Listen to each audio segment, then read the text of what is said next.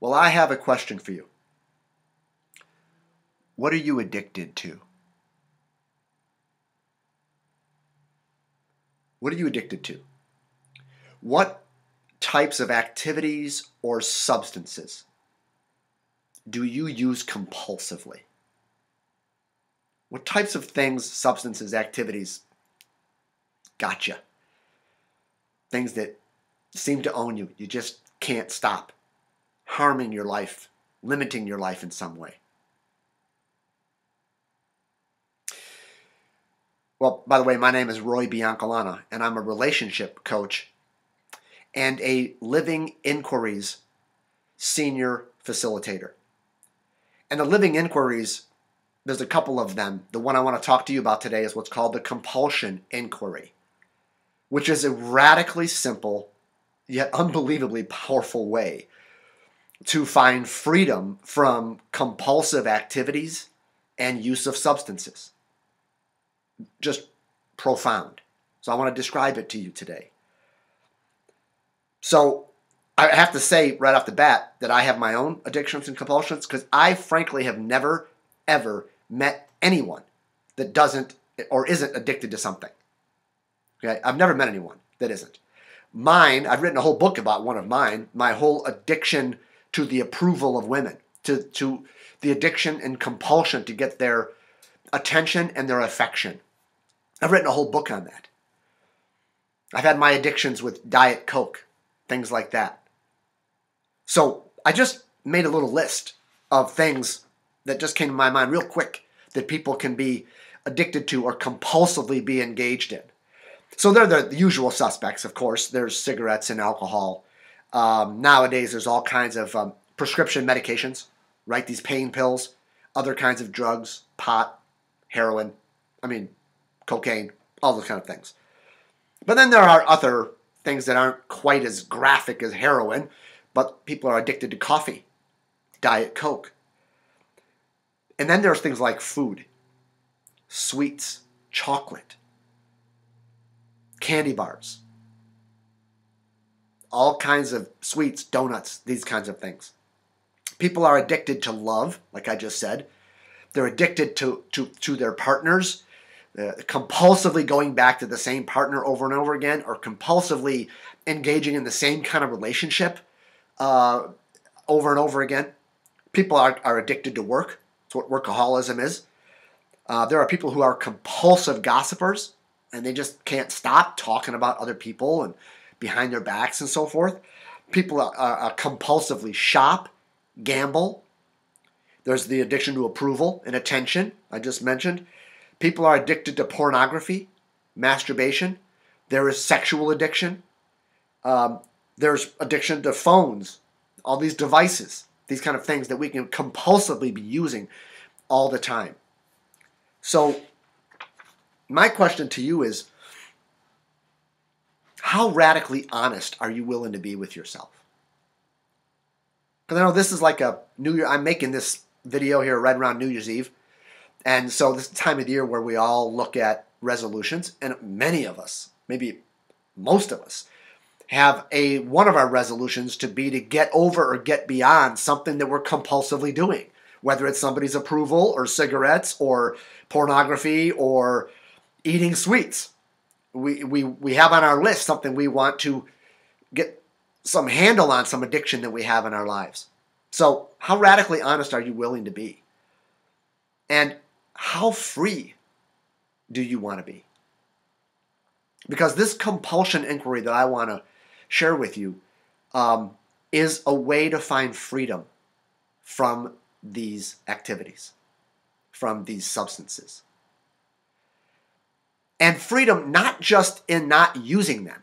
Because a lot of people, they're free, but they kind of gut their way through life trying to resist it. You know, like I have to call my sponsor, or I have to go to group, or I can't go in that place, or I can't get near that thing because it'll trigger me, set me off. So to me, whenever you're still white-knuckling yourself or having to use self-discipline or self-control, you're not free. Yes, maybe you haven't smoked in a month or in a year, but if you still have that and you're fighting that, you're not free. So I am talking about this compulsion inquiry. I'm talking about getting so free that you no longer even want to use it. That you actually find no interest in whatever substance or activity that you deal with. So, for instance, I've got here something that might trigger you. And you see this? It's a chocolate pie. My wife made this for Christmas. For many people, that chocolate pie is like crack cocaine. One bite of that and it'll send them off to where they can barely stop eating chocolate. In fact, that might have set you off right then and there. You might press pause and run to the refrigerator and get something chocolate to eat. I don't know. That's okay if that happened. That's a perfect illustration. Because I want to talk to you a little bit about this compulsion inquiry and how it can not only help you break free of using some substance or engaging in some activity, but you can actually relax. Can you imagine seeing that chocolate pie someday and looking at that and finding absolutely no interest in eating it? I mean, there's not even a temptation. Can you imagine seeing a pack of cigarettes or a pornography DVD or a bottle of beer and just be not interested at all? I mean, I'm talking about getting to a place where you don't even want it anymore. That's how free this compulsion inquiry can help you get to.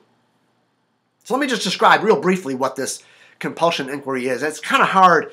You have to experience this to really get the power of it. It's not an intellectual thing, but I'm going to give you an idea so at least you know what it is and you can decide whether you want to talk to me about it or not. I'll give you a little bit of a picture of it. So this compulsion inquiry has been developed by a guy named Scott Killaby, who's the founder of the Living Inquiries. And along with a couple of his other senior trainers, they developed something called this compulsion inquiry. And so what they've discovered is that in a compulsion, in the moments before you actually use or partake in an activity that's a kind of compulsive, addictive thing for you, in the moments before it, what happens is there's a flash of an image in your mind. There is a picture that pops up. It's so fast you can't even see it. It doesn't really register in your consciousness. It's kind of like way back in the 70s. In the movie theaters, they used to have Coca-Cola ads that would flash on the screen. So fast your mind couldn't register that, oh, I saw a picture of a bottle of Coca-Cola, but then you found yourself going to the counter getting it. Because your mind didn't register it, but your body could feel, your system could feel it. And so what happened was your body then had a sensation. It had a craving. Something, your mouth watered, some sort of tightness, some sort of urge, something in your body physically happened. You felt that. And you said, that means I need Coca-Cola, or that means I need chocolate pie, or a cigarette. So in these compulsions, what happens is there's an image. Maybe it's the cigarette in your hands you see. Maybe it's the Diet Coke sitting in the refrigerator. Maybe it's the picture in your mind of a sexual act. Maybe it's that picture of that chocolate pie. And that image there flashes, but you don't even see it necessarily. But your body reacts. And it reacts in the form of a craving. So now you've got this sensation that you've labeled a craving for whatever it is your thing. And then you end up going and using and engaging in your activity of some kind. Okay? So, sit with that for just a second. So, what happens then is what they've discovered in this compulsion inquiry is that craving is the welding together of that image and of that sensation. When you put them both together, it feels like there's a command to do, to eat, to drink, to smoke, to masturbate. You get that image and that bodily sensation and formed together, there's a command that says, I must use my drug of choice. I must engage in my compulsive activity. So what they've discovered is if you can pull those apart and you can call that image more and put it right in front of you. So the image flashes by and you miss it. If you can call that. So it's like, call that image of that chocolate pie up that came up in your head. And it may have come from wherever in your life. But you call that image up and you look at that image of the chocolate pie. And you actually look at that image and you say, where in that image is there a command to actually eat this? Like, can I hear it say something to me? It's just a picture. This is just an image. You're seeing this on the screen. This chocolate pie is not saying anything to you. There's no command in it. It's just a picture. Okay? But when we don't see that, our body reacts to it, and then we have this sensation. And so the next piece they found is you pull that picture apart and you look at it and say, is there a command? Then you go into your body, whether your mouth is watering, you have a tightness in your chest, or whatever that craving is for you. You go in there, and if you can lay aside your stories about what it means, what it is, and just feel the actual sensation. Let's say there's kind of a knot you feel in your stomach when someone shows you a chocolate pie or a pack of cigarettes or a bottle of beer or whatever your thing is. Let's say it's like you have a little knot.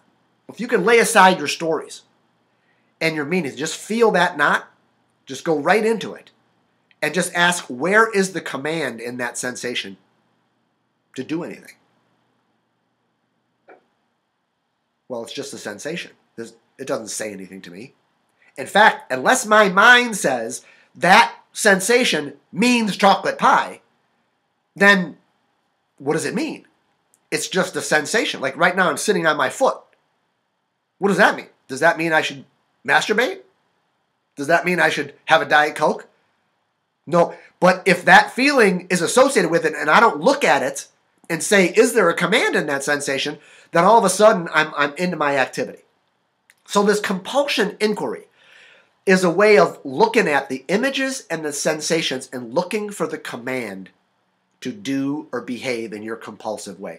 And when you split them apart and you look at them, what you find is there's no command anywhere in any of that to do anything. And your whole compulsion around that begins to relax. It begins to have a space kind of open up. And you begin to find it's not calling me to do anything. I'm not interested in that. So that's just a little brief look at it. Again, you have to do this with a facilitator, somebody trained to know how to ask the questions and how to move you through this in order to find the freedom. But I am here to tell you that you can find freedom from whatever's got you, from whatever activity or substance that's hampering you. You don't have to live with self-discipline. You don't have to try hard. You don't need a sponsor. You don't need a group. Those things can be good for a time. But there is a freedom that's beyond that takes it farther, I should say. You can get to a place where you see your drug of choice. It might be a person. It might be a cigarette. It might be whatever. Or it might be an activity, gambling, or shopping, or eating sweets, or whatever. And you can see that and feel absolutely no compulsion to engage. No need to resist, no need to fight. It's just gone. It's just not even there.